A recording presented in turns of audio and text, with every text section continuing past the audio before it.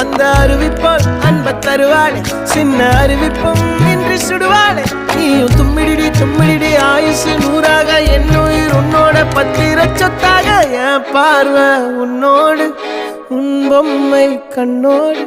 பேசாமல் விண்ணோடு நாம் மிதந்து போவோம் காதாரா அடியானாலும்